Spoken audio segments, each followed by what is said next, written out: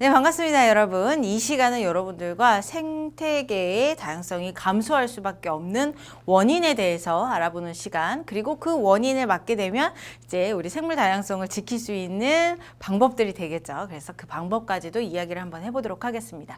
자, 첫 번째 같은 경우는 그 원인이 서식지 파괴에 있다. 자, 이 서식지 파괴가 바로 생물 다양성을 감소시킬 수 있는 주된 원인이라고 얘기를 해줄 수가 있습니다. 가장 큰 위험 요소이다라고 얘기하고 있죠. 주된 원인이에요. 서식지가 파괴가 되면 그 서식지를 터전 삼아서 살아가는 생물들이 많기 때문에 이제 생물들의 개체수가 일단 줄어들 수가 있고요. 개체수만 줄어드는 게 아니라 이제 종들까지도, 종의 숫자들까지도 점점 줄어들 수가 있다. 어떤 표를 보게 되면 서식지의 10%가 감소하게 되면 50%인가? 50%가 감소하게 되면 그 종이 이제 10% 줄어들게 된대요. 그 서식지에 살고 있던 생물들의 10%의 종이 멸종이 되고 나머지가 살아남게 되고, 더 줄어들게 되면 이제 더 많은 숫자의 종들이 멸종을 할 수밖에 없는 거죠. 그래서 서식지 파괴는 가장 큰 위험 요소이며 가장 큰 요소이다라는 거 알아두시면 될 것 같고요. 자, 이런 서식지 파괴에는 뭐 농경지, 인간들의 간섭이 가장 큰 원인이 되겠죠. 농경지를 개간한다던가 아니면 해양 생태계를 파괴를 한다던가. 해양 생태계의 파괴는 댐을 만든다던가 수로를 만든다던가 이런 식으로 인위적으로 인간이 참여를 하고 개입을 하게 되면 그것이 바로 서식지의 파괴가 된다라고 볼 수가 있어요. 자, 그래서 서식지 파괴의 가장 큰 위험 요소이고, 개체수가 줄어드는 것뿐만 아니라 그 종들의 숫자도 줄어들게 된다. 종류가 줄어들게 된다. 이렇게 볼 수가 있겠습니다. 그래서 여러분들 첫 번째, 두 번째, 세 번째 내용들은 이제 참고해서 읽어봐 주시면 될 것 같고, 자, 가장 큰 위험 요소이다. 이 정도 기억을 하시면 될 것 같아요. 당연한 얘기를 하는 거예요. 여러분들도 생물 다양성이 줄어들 때 종들이 줄어드는 이 원인은 이제 뭐 열대우림의 벌목이라던가 이런 것들을 대표적으로 생각을 하겠죠. 그런 내용들이 여기에서 얘기를 하는 겁니다. 자, 그다음 두 번째 이제 문제에서 자주 나오는 게 바로 단편화 혹은 고립화라고 얘기를 하는 거예요. 자, 단편화와 고립화는 무엇이냐면 하나의 서식지가 있었어요. 여기에는 다양한 생물들이 살고 있었겠죠.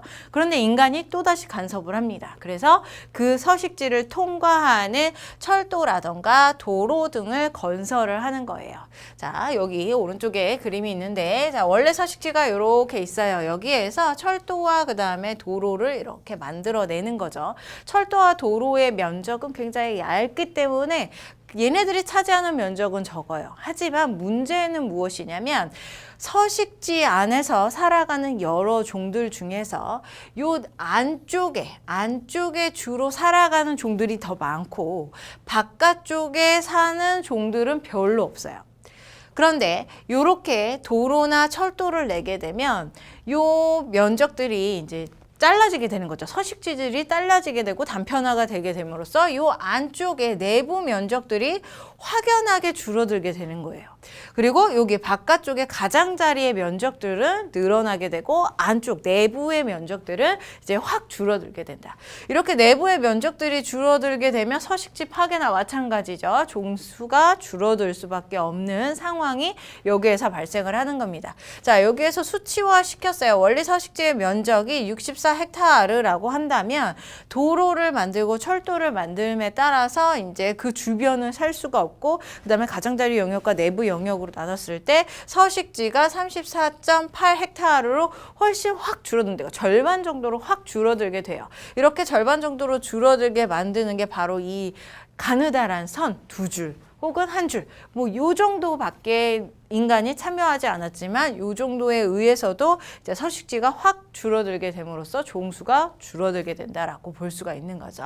자, 그 내용에 대해서 더 얘기를 해보도록 하겠습니다. 자, 단편화된 서식지에 남아있는 개체들은 이제 개체 숫자가 확 줄겠죠. 개체 숫자가 줄어들게 됨으로써 이제 무슨 일이 일어나게 되냐면 환경의 변화에 대해서 적응력이 확 떨어지게 되어 있어요. 그래서 환경 위험 요소라던가 환경 환경의 적응력이 떨어지고 위험 요소에 대해서 급격하게 수가 감소될 수 있는 요인으로 발생을 하게 된다. 서식지에 의해서 줄어들기도 했지만 위험 요소나 환경의 변화에 의해서 다시금 더 줄어들 수 있는 요소들이 더 활발하게 발생을 할 수밖에 없다라는 얘기가 되는 거예요. 또 하나, 두 번째는 뭐냐면 이렇게 단편화를 시킴으로써 이제 원래 여기 위쪽에 살고 있었는데 가족들이 위쪽에 살고 있었는데 이제 도로를 만들게 되면서 이제 사슴이라고 해봅시다. 자, 사슴 가족들이 놀래가지고 막 이리저리 뛰다가 일부는 이쪽으로 넘어가고 일부는 이쪽으로 나갔어요. 그러면 이상 가족이 만들어지는 거죠. 그래서 자, 여기 있던 위쪽에 존재하던 애가 가족을 찾아서 가려고 하는데 이렇게 내려가려고 하는데 여기에는 도로가 있고 철도가 있네. 가다가 꿍 하고 부딪혀서 사고가 일어날 수가 있다라는 얘기예요. 자, 이렇게 사고까지도 유발할 수 있는 게 바로 이 단편화 혹은 고립화다라고 볼 수가 있습니다. 이런 것들을 막기 위해서는 생태 통로라고 하는 것들을 만들죠. 이렇게 높은 다리 같이 만들어가지고 그 높은 다리에는 동물들이 옮겨 다닐 수 있도록 혹은 아래쪽에 터널을 뚫어서 동물들이 옮겨 다닐 수 있도록 그렇게 이제 생태 통로를 만들어 준다는 것은 얘네들의 고립화를 조금이나마 줄일 수 있는 인간의 배려? 그나마 배려? 이렇게 얘기를 해줄 수가 있겠네요. 자, 그래서 서식지가 단편화가 되면 규모가 작아지고 다양성이 감소가 된다. 또 하나 고립이 되기 때문에 다른 곳으로 이동하기가 굉장히 어렵고 이동하다가 사고가 일어날 수가 있다. 이런 얘기들이 바로 서식지 단편화에 대한 내용이다라고 볼 수가 있습니다. 자, 서식지 파괴와 서식지 단편화가 가장 핵심이라고 얘기를 해줄 수 있어요. 이 두 가지가 핵심이고 그 이외에는 이제 어떻게 생물종들이 다양성이 줄어드는 다른 요소들 한번 살펴보도록 하겠습니다. 자, 세 번째 요소죠, 이제는. 자, 세 번째 요소에는 외래종의 도입입니다. 이것도 마찬가지로 인간의 간섭이죠. 자, 원래는 이 지역에 살지 않았던, 이 생태계에 살지 않았던 외래종이에요. 그런데 인간이 이제 쓸모가 있어서 데리고 왔다가 필요가 없어지니까 이제 방사를 시켰겠죠. 자, 그 결과 얘네들이 하나의 생태계에 뚝 떨어지게 되는데 기존에 살고 있던 생물들은 얘가 듣보잡이라고 얘기를 하나요? 정말 듣도 보도 못한 놈이 딱 나타난 거예요. 그래서 얘가 내 천적인지 먹잇감인지 아니면 내가 피해야 될 놈인지 모르는 상황, 어리둥절한 상황이 발생을 하게 되는 거죠. 그래서 이런 외래종이 딱 오게 되면요, 주로는 다 이 생태계에 적응하지 못하고 죽겠지만 만약에 그 생태계에 적응하고 살아가는 애들이 생기게 된다면 천적이 없기 때문에 얘는 미친 듯이 번식을 하기 시작합니다. 천적이 없으니까 잡아먹는 애들 없잖아요. 미친 듯이 막 번식을 하게 되고 그 다음에 고유종들을 제거하기 시작을 합니다. 그러면 그 원래의 생태계가 흔들리겠죠. 평형이 유지가 깨지게 되고 그 결과로 다양성이 감소하게 될 것이다 라고 얘기하는 것이 바로 외래종의 도입에 대한 내용이 되겠네요. 자, 그 다음 네 번째 불법 포획과 남획. 이것도 당연한 얘기죠. 인간의 간섭이고요.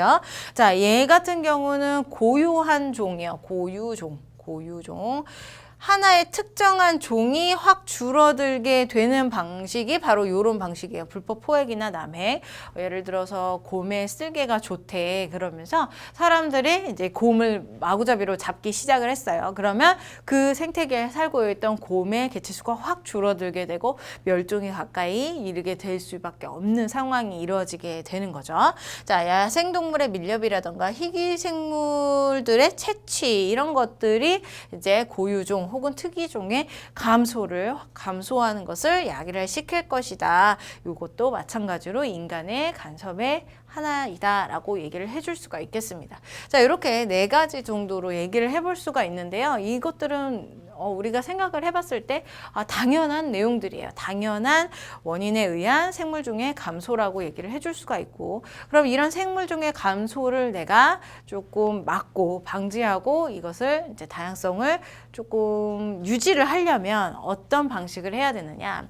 위에서 이미 얘기했던 내용들을 하지 않으면 되겠죠. 그런 내용들을 하지 않는 것이 바로 다양성 감소를 이기는 것이다. 환경 오염도 막는 것입니다. 다양성을 줄이는 거예요. 뭐 산성비라던가 토양도 마찬가지로 산성화시키는 것들이 마찬가지 생태계를 감소시키는 거죠. 자, 보존하는 방법에 대해서 얘기를 하면 앞에서도 얘기했듯이 다양성 감소를 조금 내가 안 하면 되는 방식으로, 그런 방식이 바로 이제 보존 방법이다라고 볼 수가 있어요.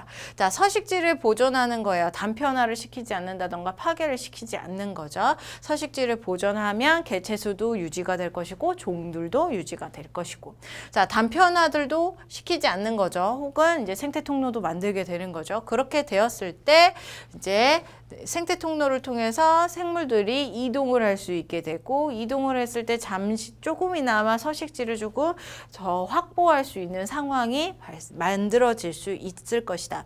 자, 그 다음에 보호구역을 지정을 해서 이제 불법 포획이나 남획을 하지 않고, 그 다음에 외래종 도입 이런 것들을 하지 않게 되는 그런 방법들, 혹은 국제협약을 제정을 해서 지키자 이렇게 약속을 하는 거죠. 그렇게 되면 함부로 죽이지 못하기 때문에, 혹은 함부로 파괴하지 못하기 때문에 이런 방법들이 위에서 이미 다양성을 감소시키는 것들을 못하게 하는, 차단하는 방법들이 바로 생태계를 보존하는 방법이다 라고 얘기를 해줄 수가 있겠네요. 자, 당연한 얘기들을 한 겁니다. 여러분들이 잘 정리를 하시고 문제에 도입하시면 될 것 같습니다.